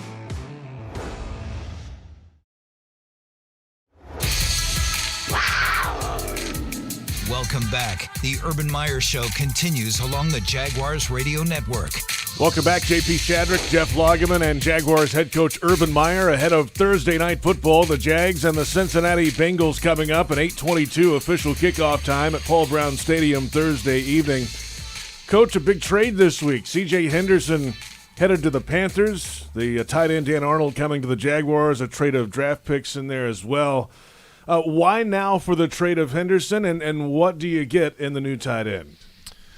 Well, Dan Arnold is a guy that we ID'd in free agency. You know, we're looking for that athletic tight end, a mismatched tight end, and you know, personally, I know Darrell Bevel feels the same. As you know, the guy with length that can run. That's what you're looking for. And we found this guy that has a very unique background. He was a hurdler in college, which those are really good athletes. My experience with recruiting and coaching hurdlers, just because the hip explosion, the power, and to compete at that event. And then you see his ball skills. He's a guy that went to a real small school in Wisconsin, and then really had a great year for the Phoenix Cardinals. And then, which I talked to their coach about him, and we just wanted that matchup. We been looking for that for quite a while, and then we had an offer to get CJ. The Carolina hit us up about CJ because they had an injury at corner, and we were very pleased with Tyson Campbell, his progression. You got Shaq Griffin at the other one, and you get Trey Herndon back this week. So we felt like it's a chance to get a weapon for Trevor Lawrence. And certainly going into that game against the Arizona Cardinals, Urban, with the amount of wide receivers that they had that were going to play in that ball game, I mean, they had 4 legitimate guys that could play. And you kind of go into that game light with Trey Herndon out. CJ ended up being out as well. I thought that you may elevate one of your 2 guys from the practice squad. You guys chose not to, in your defensive secondary and your defense, I thought, as a whole, played exceptionally well against a very challenging Cardinals offense. Yeah, Kyler Murray, we really did a nice job. The whole thing was to keep him in the pocket and keep him contained. And I want to say only averaged 2-3 yards per carry. You don't get many sacks on a guy like that. But our defense hung in coverage. They stayed in coverage. We had the one where he just basically punted the ball down the field, and once again, the guy went up, made a play. But our defense hung in there. It's 19-10, like doggone it, 19-10, but in the end of the third. And one guy that I thought played really well in the ball game, if you take out the unnecessary roughness penalty, Damian Wilson, but he obviously had that penalty. But you go to the first defensive takeaway of the season, and Wingard makes an excellent play, and kind of the unsung hero on that was Damian Wilson, who does a phenomenal job of carrying the vertical route that tries to split the 2 safeties down the middle that makes Kyler Murray throw that ball up and over the top. I thought it was an exceptional play. Yeah, he played his best game. He was very physical. He was a downhill linebacker and played his best game. Jaguars head coach Urban Meyer with us on the Urban Meyer Show. We touched on this a little bit earlier, but let's expand on it now. The challenge of the short week. You said you've had some experience with that. I guess that would be out in the Mountain West back at your time at Utah, going from Saturday to Thursday, now Sunday to Thursday. You had a light walkthrough on Monday evening. Rejuvenation has to be the most important part of this, and a real test to the player health program that you've put in here. Yeah, I'd like to think we have as good, if not the best, one of the best sports performance models in the NFL. Our players appreciate it. They've been staying healthy. They're taking care of themselves. They trust the people, we call them the liaisons that work directly with each position group. the unique thing about the NFL is you got a 21-year-old and you got a 31-year-old, and it can't be more different. And it's also the NFL. I mean, those are sledgehammers going against each other, so you got to be really, really smart about. And I'm leaning really heavily on our veterans. I'm going to have a leadership meeting today with our guys to talk about the rest of the week, and then I just trust our players, and I trust guys like Bevel and Joe to make sure we're doing the right thing by way of player. Now you talk about 21 to maybe a 31-year-old. In some cases, some football teams have a 44-year-old, but that's nonetheless. Urban, do your coaches ever utilize any of the sports performance rejuvenation things at all? Because, I mean, coaching, look, it can be a major mental strain. Is there anything there for them? Oh, sure. There's different things. I can't speak on. I don't really monitor the coaches. I monitor the players, but I understand they do, and they should. Like you said, this is you're getting in here at before 6, and you're leaving at 10:30 at night, and it's +2 the entire time. Coach, how about the meeting adjustment, the schedule? You said you're going to meet with some of the leaders on the team. What do those meetings entail, and what have you heard feedback so far for a week like this? Well, we're only one day in. Today's second day, and it's just jog through practice and then extended meeting time, and you have to install the game plan. With a young guy like Trevor, do we let him get out there and throw? I have some people that haven't played a lot. They actually threw the ball. I like to keep developing some of the young players too. So guys that haven't played, they're actually going to do some practice work today, some individual, but it's going to be just simply a jog through practice today, and then we're going to try to heat them up a little bit tomorrow and get a little sweat, and that's going to be the day before the game, and we're not playing tomorrow to Cincinnati. Urban, one of the issues that popped up in the game, you end up having a couple missed kicks, and you had some missed kicks prior to that. You bring a guy in on the practice squad this week. How do you handle that situation as a whole with Josh Lambo, and then bringing in somebody on the practice squad, and what do you expect moving forward? Well, it's a performance-based business. You all know that, but the respect I have for this guy, Josh, I mean, he was one of the elite kickers in the league, and I'm not convinced he won't come back and continue to do that. I mean, all I can see is what I see, and that's a grinder, an absolute work ethic guy that I'm pulling for him hard, obviously for us, but for him as well. And but it's you're gonna we haven't made any decisions yet, but we will shortly. Coach, let's come back in a moment. We'll look ahead to the Cincinnati Bengals, and it's a city where you have some experience as well. This is the Urban Meyer Show on Jaguars Radio.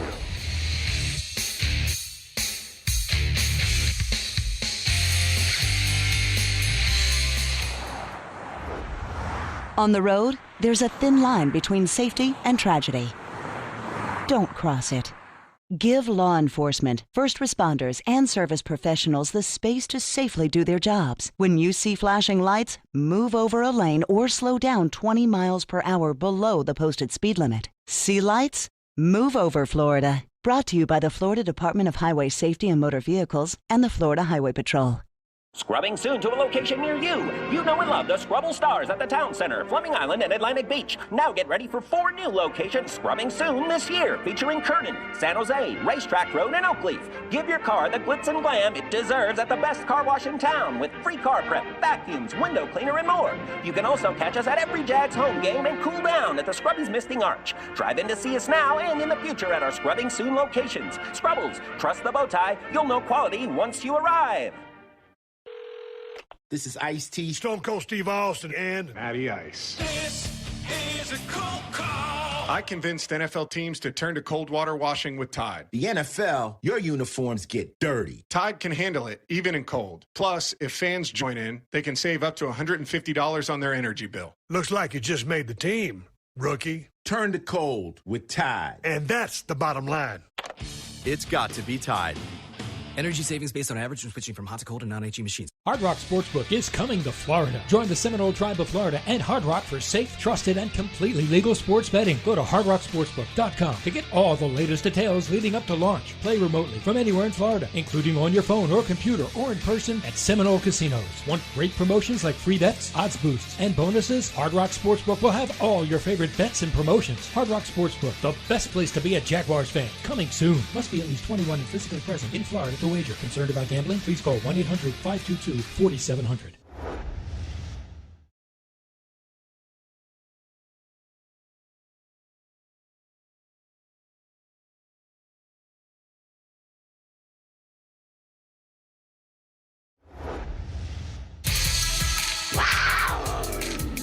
Welcome back. The Urban Meyer Show continues along the Jaguars Radio Network.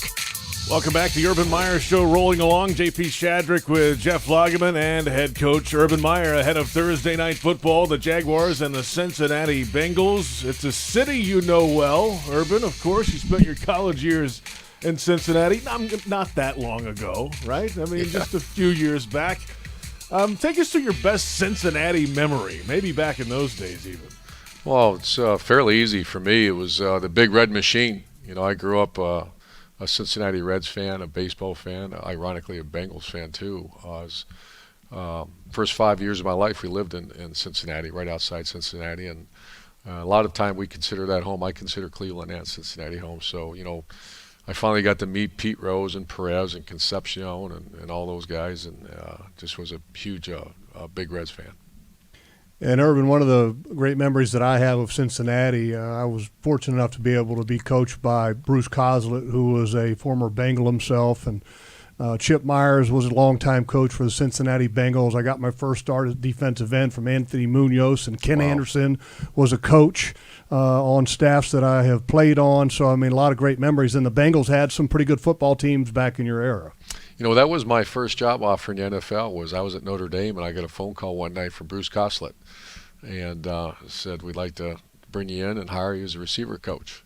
And was significantly more money. And I remember going home to Shelley. I said, hey, what do you think about this? She says, you know, she looked at me and said, you're out of your damn mind. We're not moving. We're right. We're comfortable where we're at and all that. So she's won many of those battles over years, and she won that one. Good stuff. All right, let's look ahead to this football game. The Cincinnati Bengals are 2-1, coming off a big win over the Steelers. They kind of pulled away in that game in the third quarter. It's an offense and players that you know well. Let's start at quarterback. I mean, you recruited Joe Burrow to go to Ohio State. What kind of mindset does he have? He really kind of had to work his way and be patient at Ohio State. Finally got his opportunity down in Baton Rouge. Well, there's three grades you give athletes as in the NFL draft and recruiting, and it's something I learned over my career. Coach Belichick and I have talked about that many, many times. The one's the physical attributes, and that's, you know, speed, size, strength, etc. The next one's mindset. That's all about competitive spirit, toughness, intelligence, leadership, adaptability, and then you got your character, and that's what kind of person you are. And Joe Burrow is a perfect 5 on everything. I mean, his character is impeccable. His mindset is absolutely impeccable, and his skill set is developed. You know, he was not that way when he came out of high school. He was good. He was a good player, under-recruited, and came in and just toughness. His family's incredible. His father was a longtime coach. His mom's great. A very close family, and just an absolute competitive maniac. He broke his hand his third year and lost the starting spot to Dwayne Haskins, and Dwayne went to be a first-rounder as well, and Joe went on to be a legendary college player at LSU. One of the things that I have found kind of over with history, and Urban, you've experienced a lot of different players, but my experience has shown that players that don't have a lot of early success in life or professionally or even collegiately sometimes have a better tendency to have better work habits and end up reaching, I think, even a greater level of greatness in the future. Is that something that you've encountered? Oh, there's no doubt. It's something that I've watched closely in my entire career. I love the underdog. I love the guy that's a street fighter that refuses to lose, and that's an absolute definition of Joe Burrow. You know, I watch him play now, and he had that terrible injury last year, and they're running him. He's scrambling. He's making plays. So he's exactly what you said. And I don't know if he's going to. If this is any better than last week, but the wide receiver group that you're facing this week, I don't want to say it's better than last week, but this is a very talented group that the Bengals have. Yeah, Chase has really come on and just elite fast. Got behind, I think he's got 4 touchdowns already.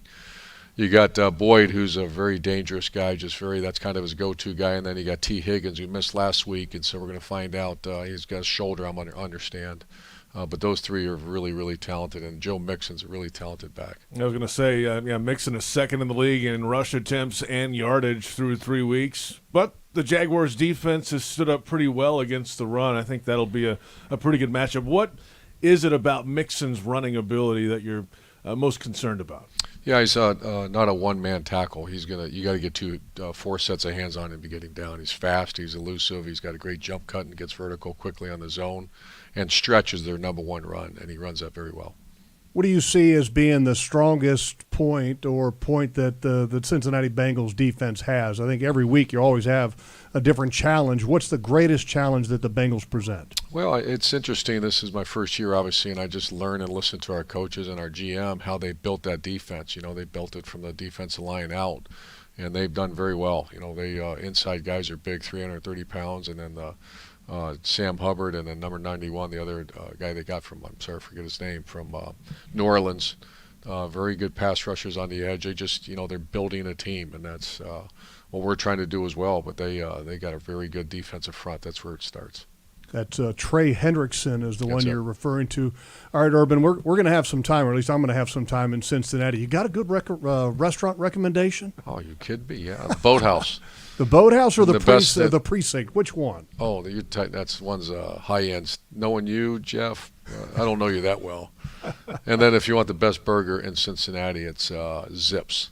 Zips. Maybe the best I've ever had. So Zips, the Boathouse, or the Precinct? This is going to be controversial. What's your opinion on Skyline chili? When I was 23 years old, I'd wait in line forever to get it. When you're 57, 58, no. You got to be careful. Times change. Urban, good luck to you. We appreciate your time. We'll talk to you. Thank you. Head coach Urban Meyer with us. Back with more after this. This is the Urban Meyer Show on the Jaguars Radio Network.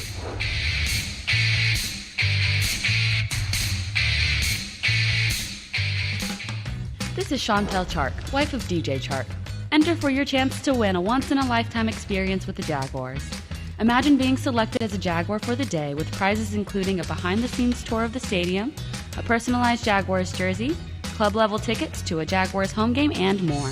Look for details at Publix, where you can pick up all your game day needs, including Tide, Bounty, and Crest. Tackle everything in one stop. Available at Publix, where shopping is a pleasure. At Tropical Smoothie Cafe, one taste and you're feeling good now, smiling wider now, seeing brighter now, bucket dunking now, namasteing now, popping a wheelie now, living lighter now. You're on Tropic Time now. And on Mondays, try our Jaguars Duval Delight Smoothies for $2.99. And you're roaring louder now, end zone dancing now, sipping spirit now. You're on Tropic Time now at Tropical Smoothie Cafe. Jaguars fans are gearing up and saving big at Fanatics.com. The world's largest collection of officially licensed fan gear from all the leagues, teams, and Jaguars players you love. Shop the most trusted brands, exclusive designs by Fanatics, and autographed collectibles from today's biggest stars. Join Fanatics Rewards today and earn fan cash on every purchase. Shop now and get today's special offer. Fanatics.com. Officially licensed everything. This is Ice-T, Stone Cold Steve Austin, and Matty Ice. This is a cold call. I convinced NFL teams to turn to cold water washing with Tide. The NFL, your uniforms get dirty. Tide can handle it, even in cold. Plus, if fans join in, they can save up to $150 on their energy bill. Looks like you just made the team, rookie. Turn to cold with Tide. And that's the bottom line. It's got to be Tide. Energy savings based on average when switching from hot to cold and non-HE machines. Welcome back. The Urban Meyer Show continues along the Jaguars Radio Network. Welcome back to the Urban Meyer Show. JP Shadrick, Jeff Lageman, head coach Urban Meyer out of here. He joins us in the first half hour each Tuesday afternoon, and this week it's a short week. The Jaguars face the Cincinnati Bengals on Thursday Night Football, and we're previewing that game. And boy, Urban's trying to get things going, obviously, with the team. That's the most important thing right now. They've lost some games. They're trying to figure it out as generally a young football team. But, hey, give you some recommendations in Cincinnati at the end. Well, the most important thing is don't give Urban chili right now. No, I knew it would be controversial. That's why I asked the question. He hasn't had my wife's venison chili yet. Right. So there you have it. It's a big game Thursday night. Number one overall picks the last 2 years going against each other. And the Jags just trying to find themselves, I think, still early in the season. Well, and the reality is that Thursday night games are incredibly difficult for the road team. And I believe that this football team, the Jaguars, are going to have to find a way to get some takeaways and be +2 to be able to win this ball game, because the Bengals are playing pretty well and feeling pretty good about themselves. So is it possible? Absolutely. Is it likely?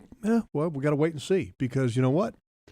I've seen games before to where you had absolutely zero expectation for one particular team to do well, and then all of a sudden you see a flurry of takeaways, and it changes the outcome of the game. So I hope that it becomes a tough night for Joe Burrow. I hope. Get after him. How do you get more pass rush? That's not easy. I've said this all year long about this Jaguars defense, and I'm not going to change. This defense, if they want to be able to affect the passer, get him off the spot, disrupt his rhythm, whatever you want to call it, they have to be outstanding against the run game. Mm-hmm. Outstanding. Not good, outstanding. Because would you consider them good right now? They're good, but they're not outstanding. They're middle of the pack. Yeah. I mean, right now against the run, literally middle of the pack. Numbers, let's see where they are. 17. That's right. Okay, and yes, I do get that they are in yards per carry a little better than that in the rankings. Mm-hmm. But you got to be able to be outstanding. And when I say outstanding, because you want to try to get to the down and distance that is optimum for affecting the passer, which is 2nd and long and 3rd and long, because it opens up the call sheet for Joe Cullen, and it allows him to have creativity if he chooses to. And obviously it makes it more difficult for quarterbacks. So that's where you want to be if you're this defense. And when they have the opportunity at making plays, which they've had opportunities in the first 2 games that they did not take advantage of, you've got to take advantage of them. You know, Shaq Griffin, 2 interceptions he had his hands on. Boy. Wasn't able to make the play on either one of them. Okay, make one of those plays. Somebody else, how about a caused fumble? How many caused fumbles or how many fumbles have we seen this year that they've caused?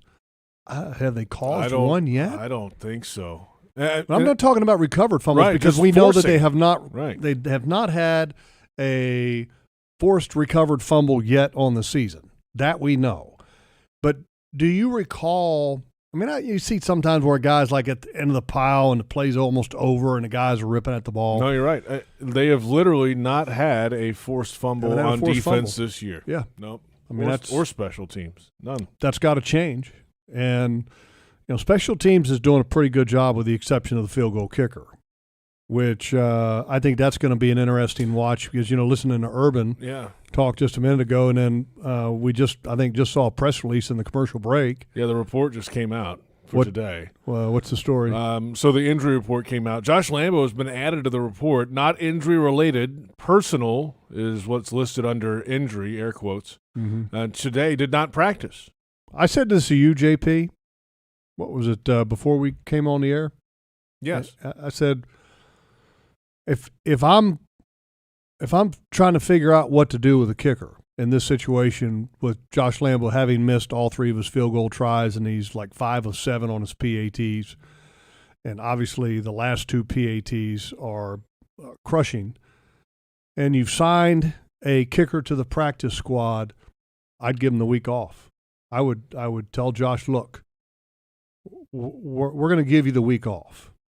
Okay, we signed a guy. We're going to go with him this week because it's a short week. I mean, look, you can get a kicker ready in a short week. That's not hard. Mm-hmm. Okay, they've got him on the practice squad now. You've got one of the best holders that there is in the National Football League, in your punter Logan Cook.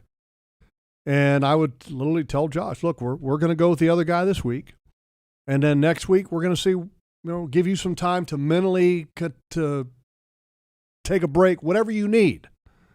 But come back next week. We'll see you on Monday, right? And let's go. Mm-hmm. Come back to be ready to compete.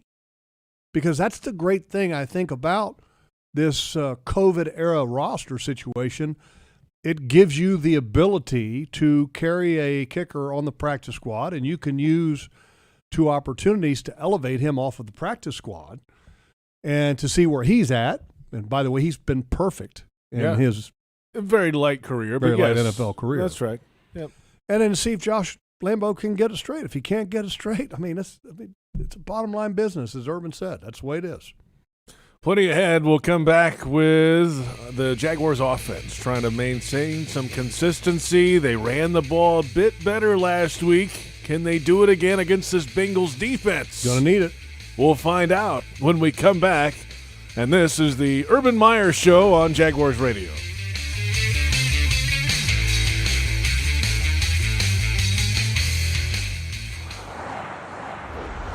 On the road, there's a thin line between safety and tragedy. Don't cross it.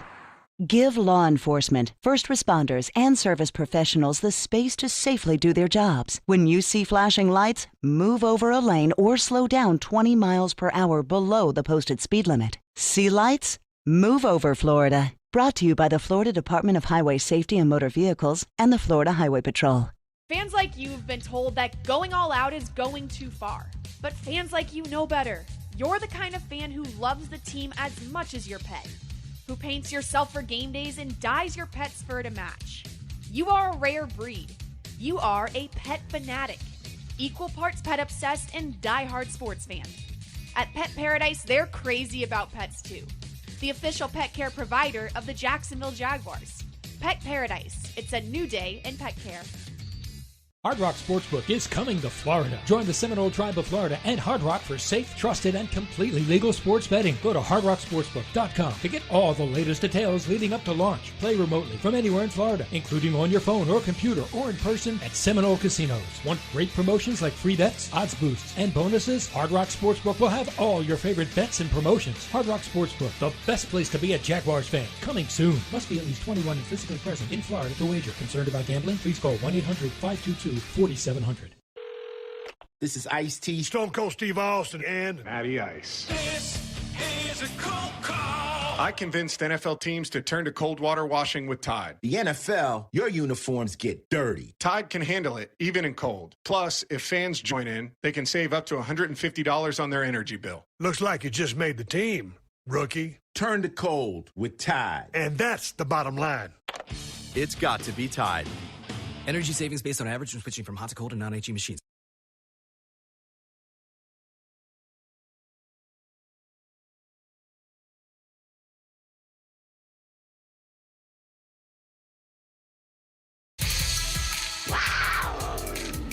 Welcome back. The Urban Meyer Show continues along the Jaguars Radio Network.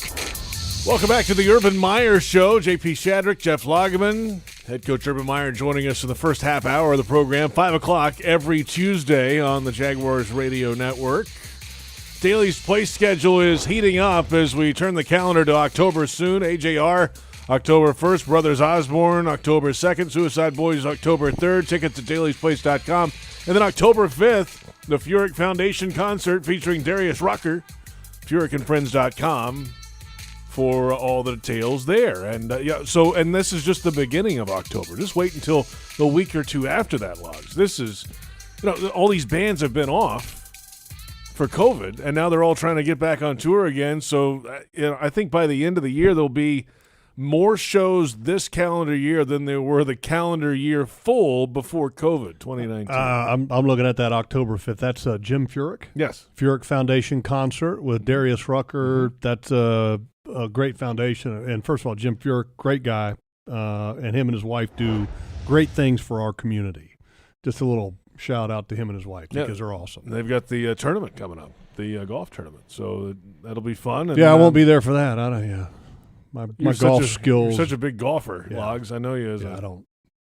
Now, if it was a hunting tournament. Well, I like to go to the golf course. If it was a fishing tournament. I like to go to the golf course with fishing poles. Just nobody touches all those ponds that they have at the golf course, and they don't let people catch the fish. Well, right. I mean, give me a golf cart and give me my fishing tackle, man. Let's go. There's got to be some big bass in there. There is. I'm sure there are. The golf courses. I used to, honest to goodness here, at University of Virginia. Just a quick story here. Make it quick. Time has passed enough to where I can't get in trouble with the law anymore. But when I was at UVA, we had this beautiful university golf course, and it was called Birdwood Golf and Country Club. And it was a university golf course. University owned it, right? The golf team played there. Yes. Had tournaments. They had memberships, too, and all the whole 9 yards. Sounds lovely, yes. And they wouldn't open it up for fishing, like in the town I grew up in, they would open it up for fishing. on the golf course, the local golf course. So me and some other football players, and I won't name their names, but we used to sneak onto the golf course at night, do a little summertime night fishing. It was awesome. Big bass. Do some damage in there. Yeah. Big bass. I like that. Yeah. Got a little exercise in, running from the security at night. Speaking of getting some damage done, the good summertime conditioning in college. Yeah, the Jaguars offense would like to continue doing some damage on the ground. They had a little momentum last week in that department, it felt like, with James Robinson getting the ball a good bit, had 88 yards, got in the end zone at one point. And Carlos Hyde, even when he touched the ball, had a very nice yards per carry average, which he's had throughout the year so far. I mean, and then Trevor Lawrence running the ball 6 times to mix it up in the read option type game. I know you're not a fan of that all the time, but it is a wrinkle that I feel like, maybe it gives Trevor a little more comfortability back there. It's something he's always done in college. I don't know. Comfortability? Is that a word? I don't think it is. Comfortability, yeah. We need a judge. I think it is. Either way, you knew what I meant. Either way. So it gives him a little more comfort back there, let's say. Maybe. I mean, if he's doing things he's done for 3 years. You're a wordsmith. When you work with words are your work. Here's what I'll say. J-Rob is the best player on offense right now. I mean, right now. The best all-around player. And I don't expect him at the end of the year to be the best player. I would hope that there will be some other explosive elements to this offense that start to reveal itself with experience. And that's going to take time. Hopefully the relationship between DJ Chark and Trevor Lawrence continues to grow. But right now, you've got to make sure that you've got balance and that you've got J-Rob involved in the bulk of this game plan, because he is consistent. He doesn't put you in bad situations. He doesn't take runs for no gain or minus yardage situations. He's good out of the backfield. And that's what you love about him. And he just goes to work. And he's going to help Trevor Lawrence out as much as they allow him to. And so keep letting him help this offense, because this past week it was better. And here's the other thing. The running game got better. Offensive line got better. I think Trevor Lawrence got better in a couple situations. I'll give you an example. What? Yeah, like what? Give an example. Mm-hmm. Do you remember when Brandon Linder was charged with a false start because he kind of double-clutched the snap? Yeah. Okay. Move the ball. So now all of a sudden you back up the offense to like a 2nd and 15. Mm-hmm. And the previous week we saw Trevor Lawrence have a penalty, and then it led to an interception because he was trying to do too much on the very next play. Get it all back in one play. Right. And what does he do on the very next play? Okay, he got better. He had an option that was going down the field, but it would have been really not a great window or a great decision. So he throws it underneath to a guy that's open, and I want to say he gained 10, 11 yards, ended up being like a 3rd and 4, maybe a 3rd and 5, and it gave you a manageable 3rd down. And I remember watching the film, and I had a flashback to the previous week when he made that bad decision to try to force it. And I said, he got better. Okay, so he got better in that situation. He still had a moment that, like in this past game, he's rolling to his left, and he still kind of throws it back to the middle of the field there. Sure. And it wasn't, it didn't get intercepted or wasn't close to an interception, but it was one of those things that, hey. Learn that lesson in 1 week, okay? Don't take it, in a week 3, because he had that happen in week 1 where he threw it back and it didn't work. And here he was in week 3 kind of doing a little bit of that again. In fact, I don't know if you saw the Monday night broadcast last night with the Mannings. I did. I watched most of that, yes. Which I actually watched it last night. I said, let me try it again. And I actually Do you like it better now? I liked it better last night. They've got like the next 4 weeks off for some reason. That's fine. Good. They got better. Yeah. But Peyton actually and Eli talked about a quarterback running to their left and throwing back to the middle of the field. Yeah.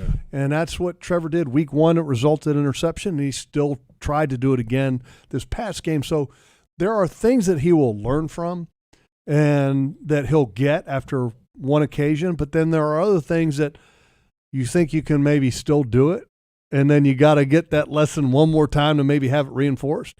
And that was probably one of those moments for Trevor, and he'll have that. Sometimes it'll take a couple negative things to happen to learn.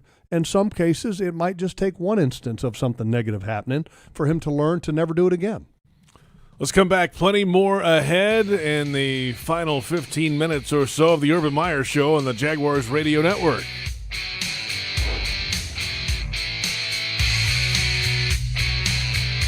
Jaguars fans, here's a great way to pay with pride wherever you go.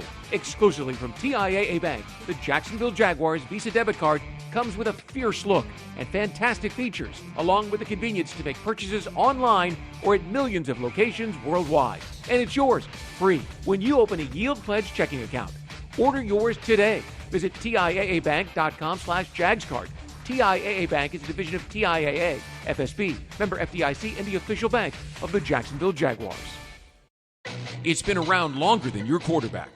When you put it on, everyone knows it's game time. So legendary, it deserves its own Hall of Fame. Members-only jackets, undeniable quality and style for over 45 years. Scratch and claw your way over to membersonly.com.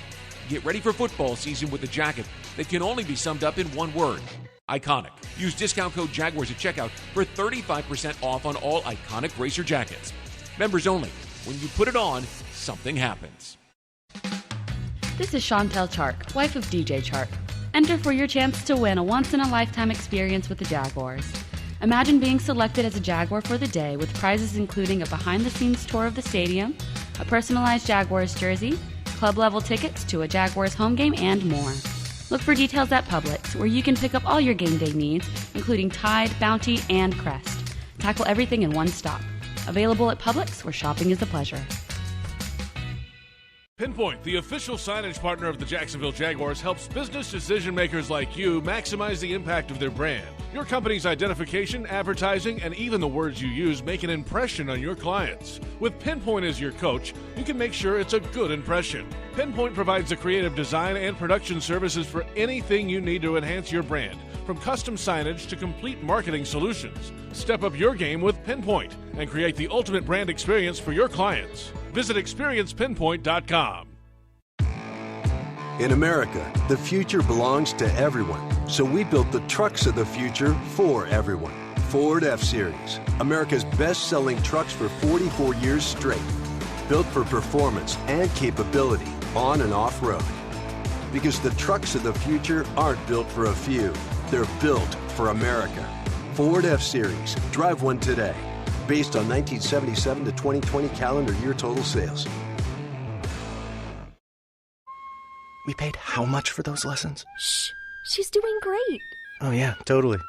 Can you pass me a Pepsi Zero Sugar? Great job, honey! Oh, look at that. That's not the end. No way. Now it's time for the encore. You know what? You're right. 5 times? Not enough times. For everyone who traded in rock concerts for their kids' recitals, you've compromised enough. Pepsi Zero Sugar. That's what I like. Welcome back. The Urban Meyer Show continues along the Jaguars Radio Network. Welcome back. The Urban Meyer Show rolling along. JP Shadrick with Jeff Lageman. Glad you've joined us today. Head coach Urban Meyer in the first half hour every Tuesday, 5 o'clock here on the network. And this week it's Thursday Night Football. All right, Log. So Jamal Agnew's cleats are now in the Pro Football Hall of Fame in Canton, Ohio, from his 109-yard kick six field goal missed return for a touchdown in Sunday's game. And he's the first player in league history to have back-to-back 100-yard plus kick returns in back-to-back games. So 100-yard plus in back-to-back games. Yeah, pretty cool. Pretty strong. Now, can you count on 3? How about make it 3? How about 4? Do you hear 5? Well, I mean, look, you